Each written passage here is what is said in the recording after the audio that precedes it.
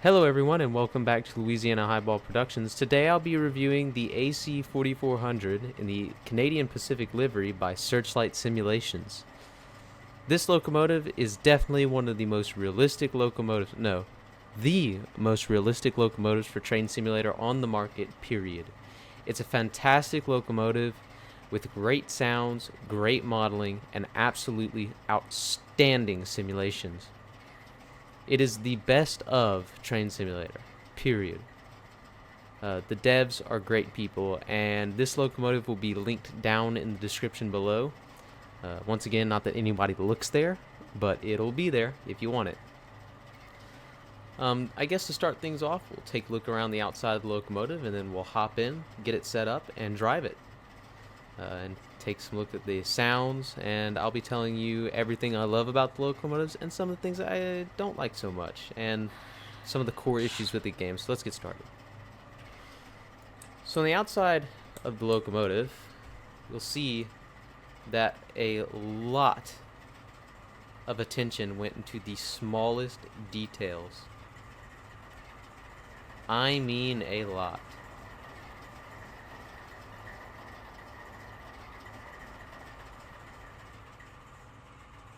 Look at the wiring going up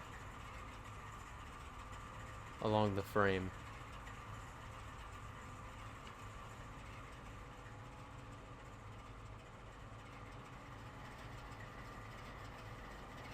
I mean, just absolutely superb.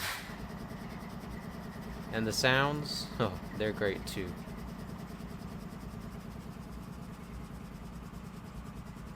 And if you take a look at the brake rigging,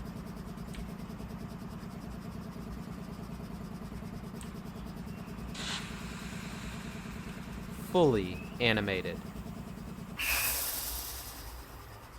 On the exterior of the locomotives, all warning plaques and labels are fully legible. Every texture is the highest of detail, and the modeling, once again, is superb, even down to the small pipes. And if you can see, there's even a little warning label back there, or an instruction label for that matter, that's clearly visible, even though you'd probably never see that. These are all things you would not expect for anything less from Searchlight Simulations, and you never expect DTG to put out a product like this, because they never will.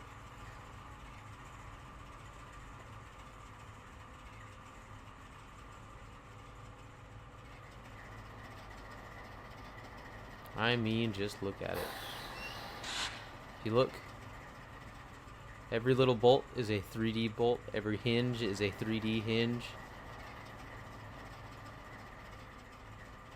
It's like being next to the real thing.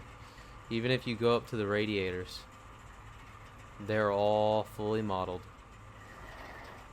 Even the little gaps in the hood over the engine are modeled. The grill on top of here is modeled. Even the little lift rings and the hinges on top the hood of the locomotive. The horn, sorry about that, my voice did a weird thing. The horn is modeled to the greatest of detail. I mean, look at the textures on this. Absolutely outstanding. That little grate right there, oh no, that's a 2D texture. Nope, that's what you're wrong. It's 3D. All of these little labels up here, you'd never see on a DTG locomotive. But on this Searchlight Simulations product, they're clearly legible. Even down to these little bolts and washers. Fully 3D modeled and fully textured. Absolutely no corners were cut when it came to modeling and texturing this locomotive. None whatsoever. To truly understand the amount of detail on this locomotive, you must own it. I mean, it's just incredible. It needs to be said they spent 5 years of research and development on this locomotive. And boy, did it come out great.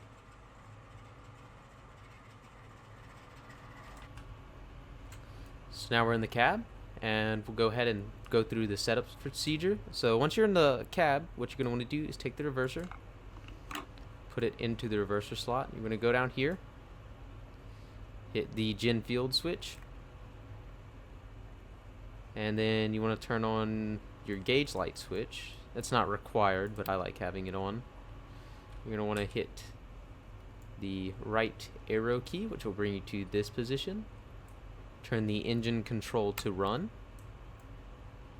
and turn your number lights on. And this locomotive is now ready to drive.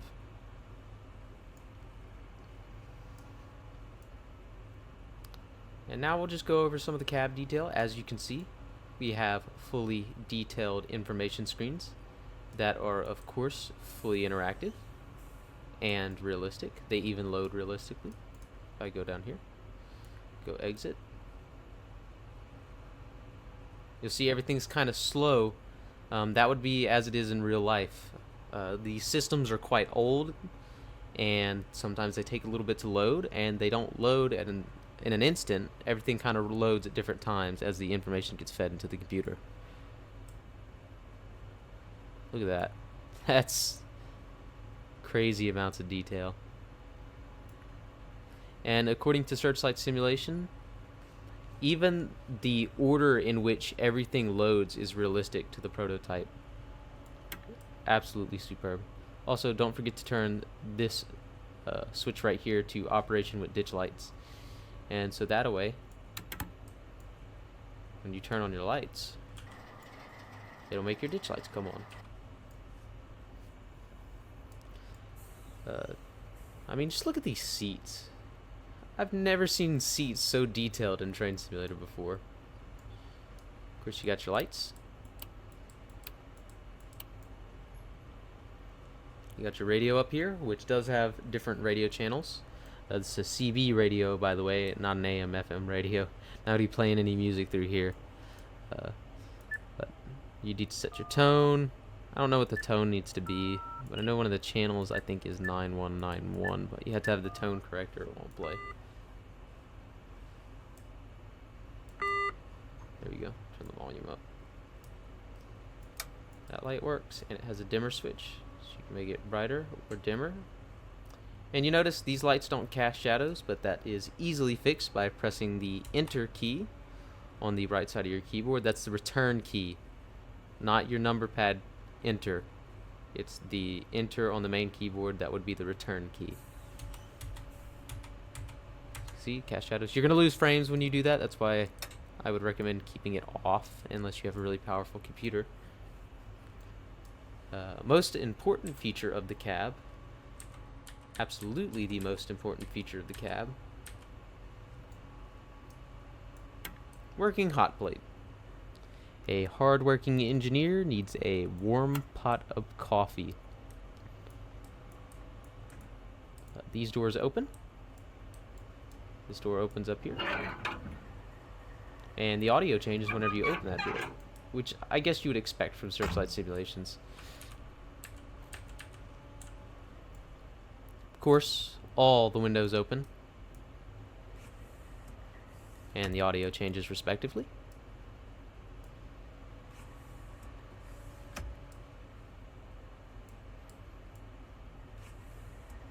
And I'm pretty sure that these window sliding sounds were probably recorded from a real AC4400.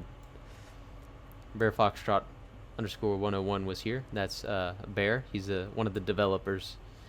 And an interesting little detail that they've included in this cab was in memory of those who lost their lives. It's Canadian Pacific logo. That is to remember first of all the engineers and conductors who have lost their lives through accidents throughout the history of Canadian Pacific Railroading, but more recently on I believe it was Kicking Horse Pass, is I believe the name of the famous route. and train derailed coming out of the tunnels, and unfortunately the engineer and conductor lost their lives. So that's there for them, and of course for all the engineers and conductors and train crew who have lost their lives throughout the year, so working for the railroads. So it's a very neat, very cool touch that Searchlight Simulations has added. Very thoughtful. Got two lights over here. Both works. Both have dimmer switches. Emergency brake valve, that works. Not going to pull that because I don't want to go into emergency. Like I said, got lights over here that work. Oh, check out these windshield wipers. These are real cool. Notice they hang up. That's realistic. They do that in real life. They get hung up. If you go to the driver's side, they squeak a little bit.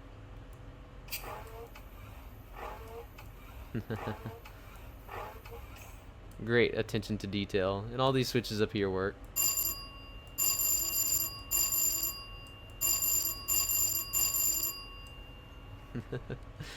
Just fantastic attention to detail. And of course you got your indicator lights for your headlights, and those are fully operational. Very, very good attention to detail. All these switches down here, basically every switch you see that's not covered up by something, you can click and it does something, and it actually functions. Which is more than can be said for any DTG locomotive, but of course we already know Searchlight Simulations is leaps and bounds ahead of DTG whenever it comes to American content, or any content for that matter. Their community relations is much better. It's great, actually. The Searchlight Simulations crew has a great sense of humor, and they really connect with their community, and they know what we want, and they produce high quality content. So any chance you get to support them is a good chance. Got the top mounted headlight, cab light, and it shines a different color because it's fluorescent instead of these types of lights, which I don't know what they are. Probably incandescent bulbs, but no way of knowing. Alerter button works. Got your horn, your bell, your sand, and you have lead axle continuous sand.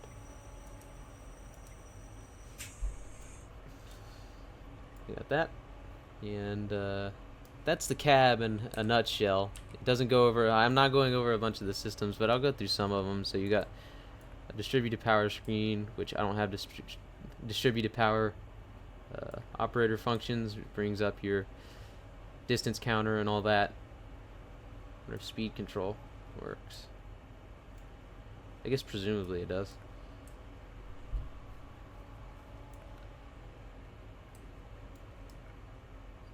But lots of information on these screens. I need help. Give me help, please. I'm addicted to trains. You got your gauge light dimmers. I don't know what that does. This locomotive has no gauges. You can turn the brightness up on these.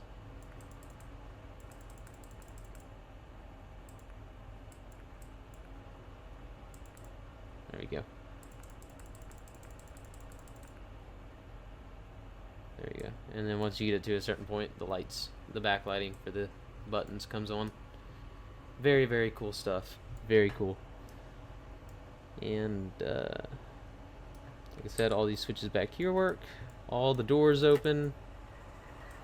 A really interesting feature, and this is required for you to access when you're starting the locomotive, as you can tell from the clip at the beginning of the video.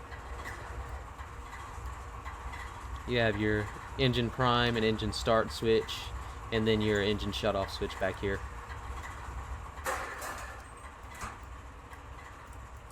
All authentic sounds.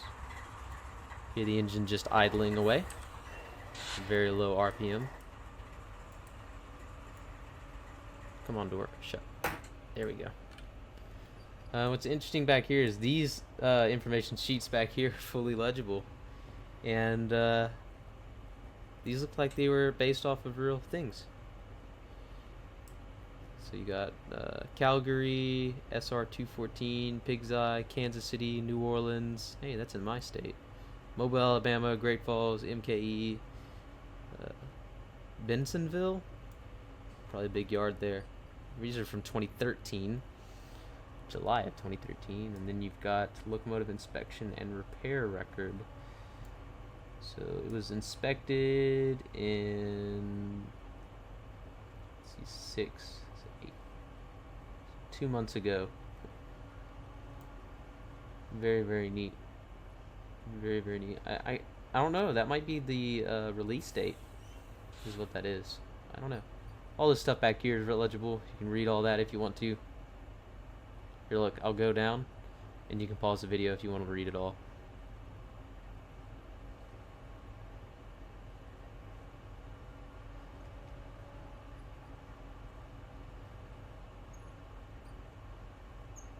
There you go.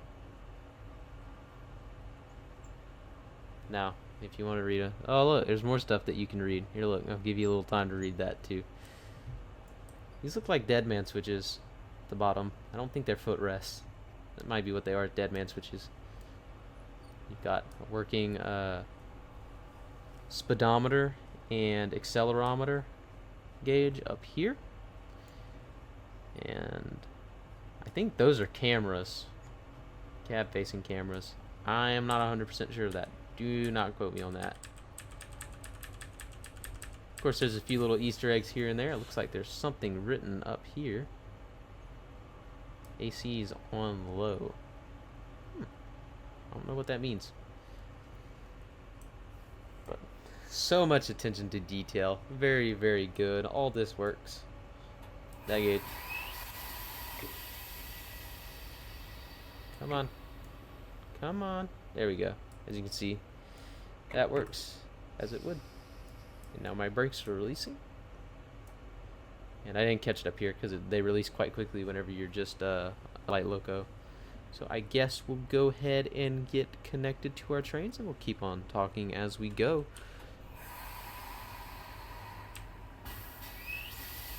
One thing to note when you're creating a scenario with this locomotive is that there are different variations depending on what you need. I need to set my points. Center player. I want to go get that consist over there.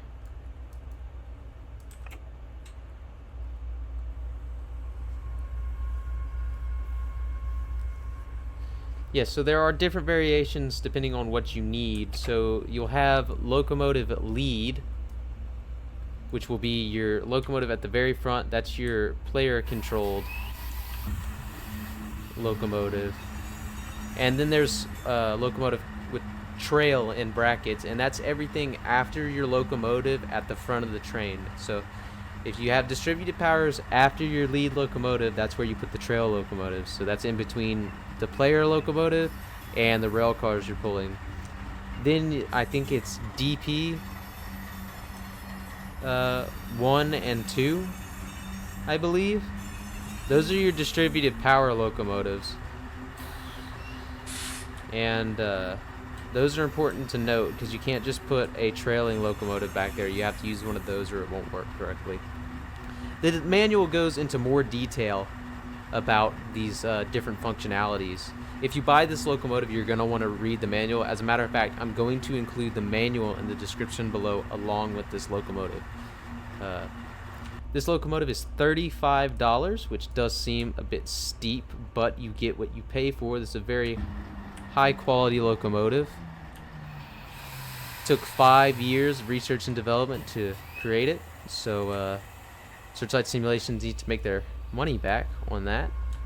Of course, they're not about the money. They want to produce a high quality piece of content, and for a high quality piece of content you have to pay a little extra. But the way I see it is that if you download the locomotive, it comes with 3 scenarios to also for Canadian Mountain Pass. If you download this locomotive and you download the rail cars, you've basically spent the same amount of money as you would on the DTG website if you were to buy an equivalent amount of locomotives and rail cars. That's the way I see it.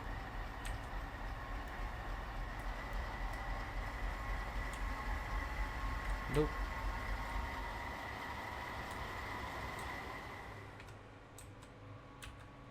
Oh, I did not make the locomotive happy when I did that. It'll come back into idle. Yeah, don't do that. So we're now connected. Yeah, so the best thing you can do to understand how to drive this locomotive is to read the manual. That's the most important thing, is read it. What I like to do is I go through, explore the locomotive. Anything I have questions on, I reference the manual. And that's probably the best way of doing it, as opposed to just reading the manual, which of course is always your option. So we'll get going here.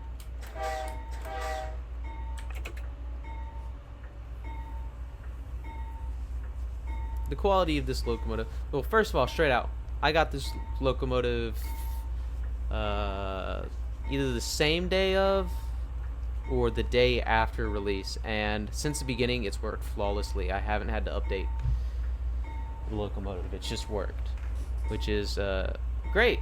DTG has a tendency of releasing locomotives that are unfinished. Searchlight Simulations is above this, and so they don't. This locomotive spent a lot of time in beta, which may have ticked off some people who were ready for the locomotive before it was ready. But that's besides the point. What's important is they made it right the first time.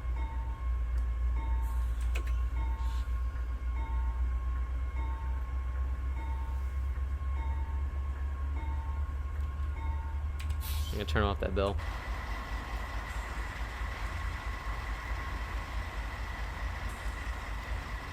Listen to this. I'm gonna get it up to notch 4, and this thing is going to erupt into life.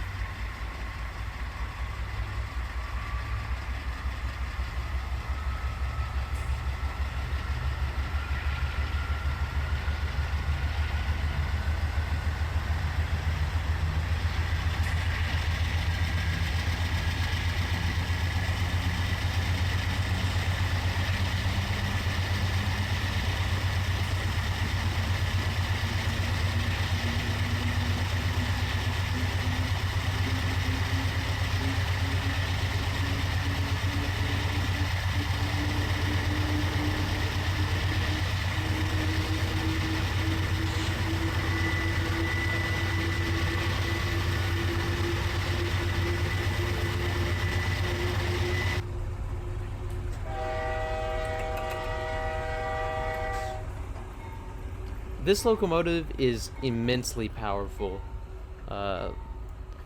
With basically any size contest, depending on how many locomotives you have, it really feels like there's no mountain too high and no speed limit too high that this locomotive can't tackle.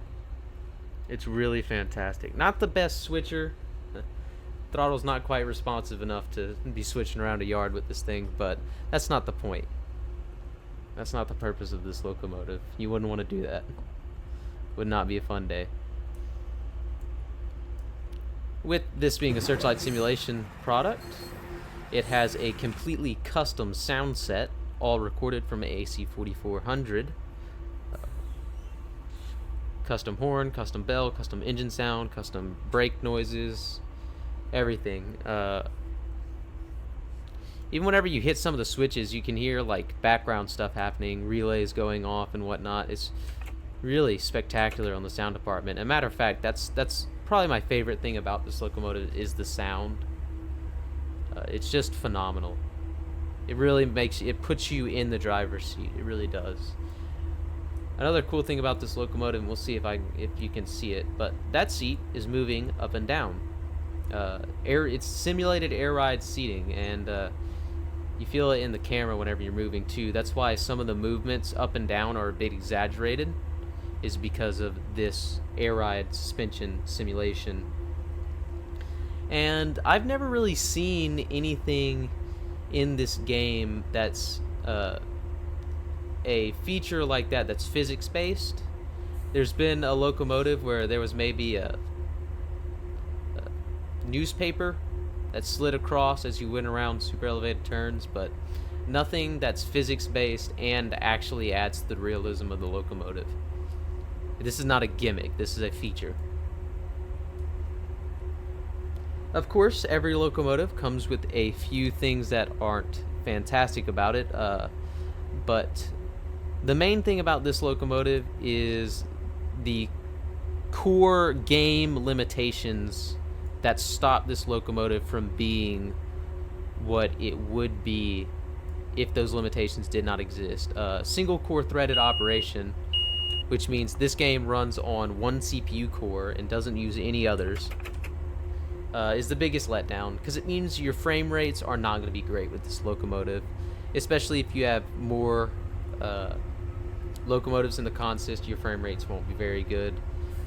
But with a 100-car train and 3 locomotives, I get around 30 FPS on a good day. You'll notice this video is in 30 FPS because I'm not going to hit 60, so I'm not going to record in 60. That's my thought process behind that. Secondly, of course, the cost. But once again, I think it's well worth the cost. But that's going to be a con for other people. I'm not even going to include that as a con because I think it's a great price for such a detailed locomotive. I think, honestly, more locomotives like this one that are this detail ought to be this cost.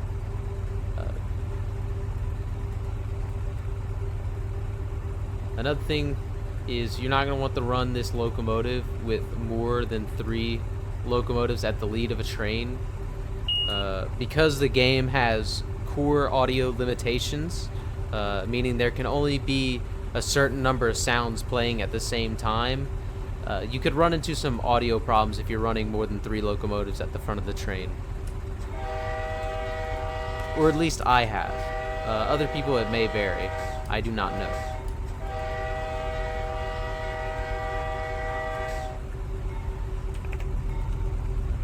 But other than that, this locomotive has been a flawless performer.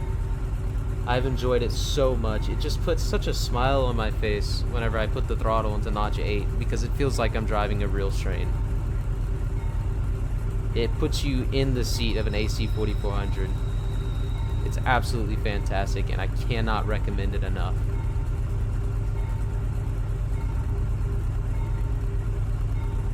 All these switches back here work, by the way. Get a closer look at that. And this screen right here works as well. You can load test this locomotive, which is a feature that's never been included on any other locomotive, which is really unique and very cool. It's all controlled at this panel. I don't know how to do the load test as of right now, and I know I can't do it because I'm running, but basically what a load test is it runs the engine against the power of the dynamic braking. So you end up with the resistance on the engine, which is for diagnostic testing and whatnot, to make sure the engine's running right.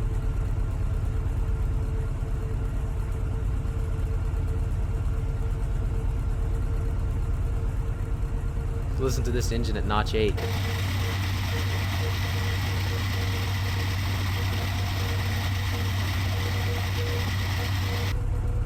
So a little information on the AC4400. It's a GE locomotive built by GE.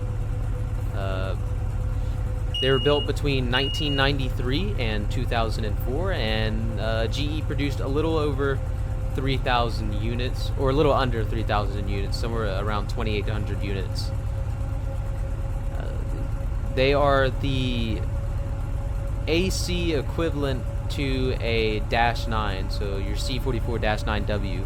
This is the AC equivalent to that. They were both built during the same time period from 1993 to 2004, and they of course ceased production because of new emissions regulations, which required better emissions on locomotives like this, which is when your GEVO came out in AC and DC options. These engines run on the GE FDL 16-cylinder 4-stroke diesel engine and produce 4,400 horsepower, which is quite a staggering number, and you really do feel all 4,400 of that horsepower.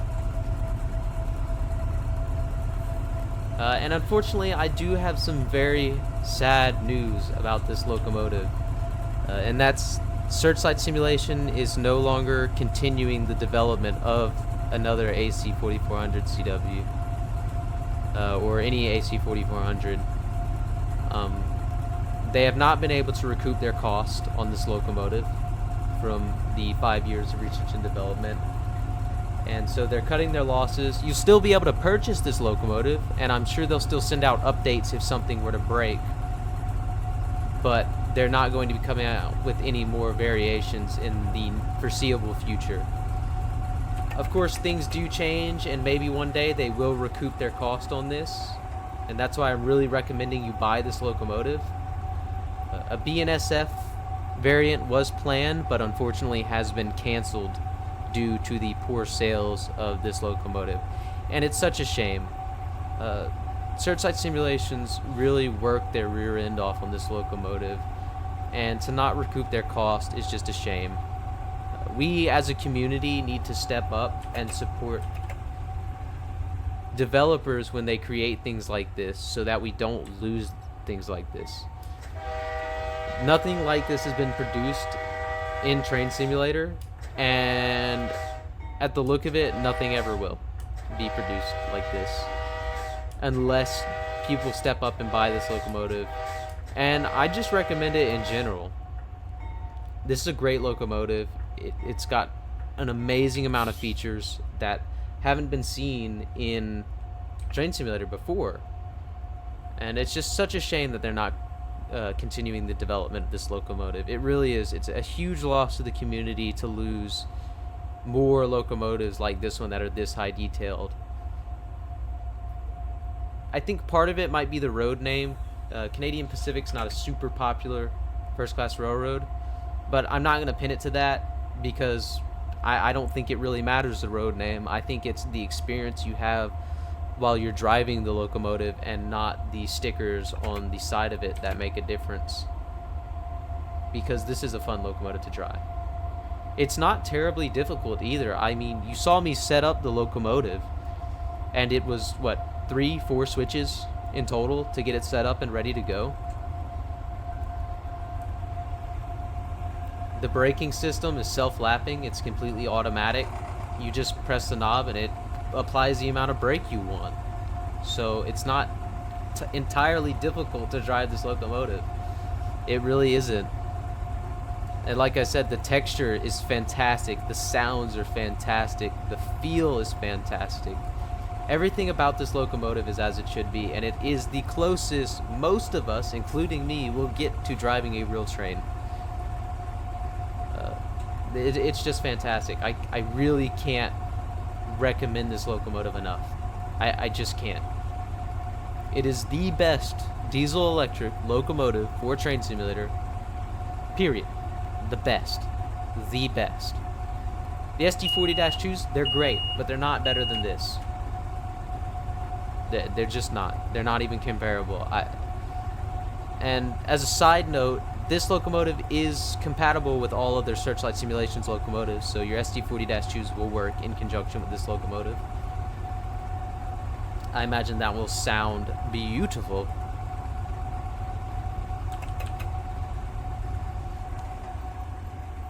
I just don't understand why this locomotive wouldn't sell more. It's all here. This is everything we've been asking for, so why aren't people buying it?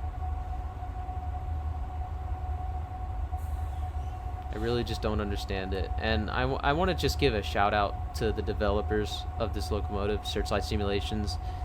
They're a fantastic developer. They really are. The guys over there have a great sense of humor.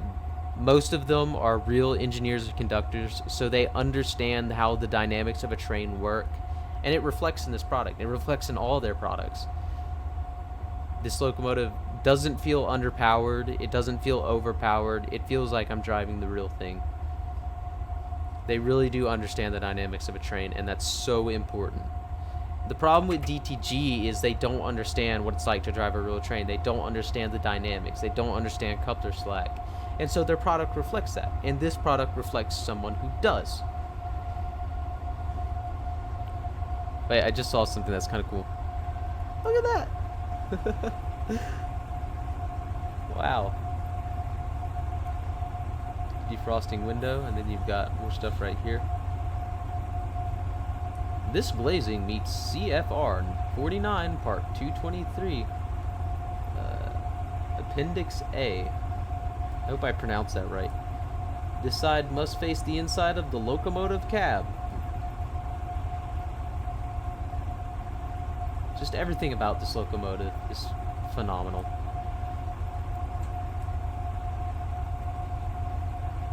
It's just such a great, awesome locomotive.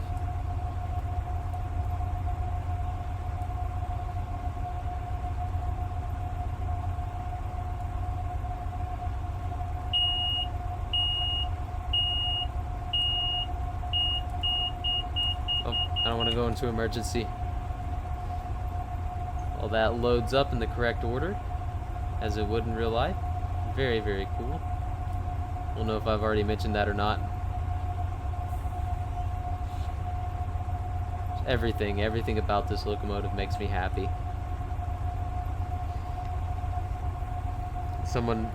A group of people put a lot of time and effort into this locomotive, and it's phenomenal. I love it.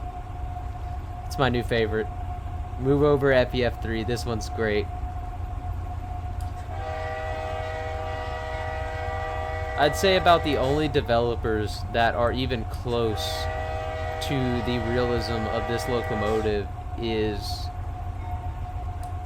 Armstrong Powerhouse and Smokebox. And I don't even think those come close. I think this one's more realistic. I really do.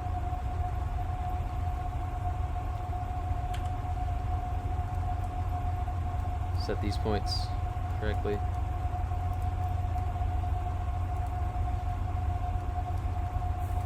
This is about the only locomotive that makes Norfolk Southern Coal District a bearable experience to drive on that route. It's the only one. This locomotive even makes that boring route fun.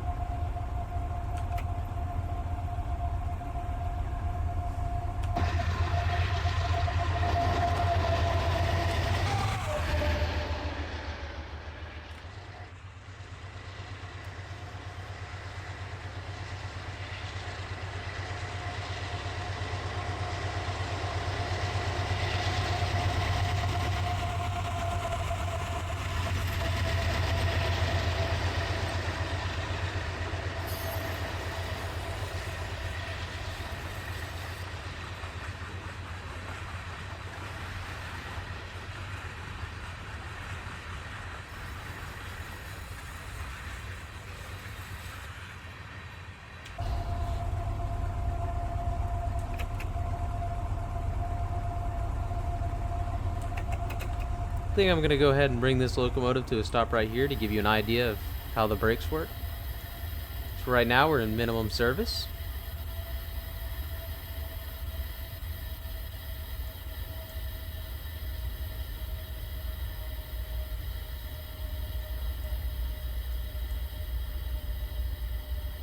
We'll add some dynamic braking. The dynamic braking in this locomotive works super well. It slows the train right down. I don't know if we're gonna stop before this crossing. Hope no one's mad at us.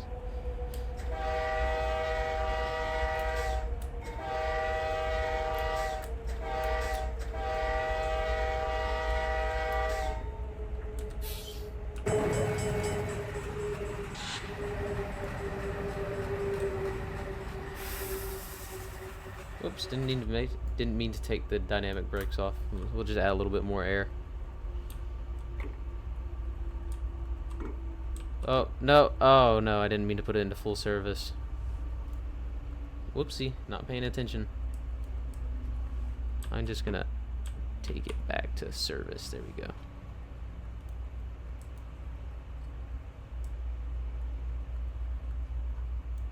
And we're getting close to stopping. This is a short train, so it doesn't take very long to stop. This is a very beefy locomotive. It's got very beefy braking systems, so it doesn't take long to stop this long of a train. Get an outside view. Of course, all of the cars behind me are the jointed rail / Searchlight simulations cars, which are compatible with the braking systems on these locomotives. I'm going to let it be known that this locomotive has a custom braking system that really only shines when you're pulling these rail cars. Uh, these rail cars have special scripting to work with locomotives like this. This locomotive will connect to an EOT, and if you have locomotives on the back, it will run those as your EOT, just like they would in real life. EOT D, end of train device. And I think that just about covers a lot of the main details I have with this locomotive. I can't go over everything, as it would take hours or maybe even days to do, and I'm not going to make you sit through that when you could just go out and buy this locomotive and experience it all for yourself. I'm going to leave this video with a few different scenes of this locomotive and showcasing its various features.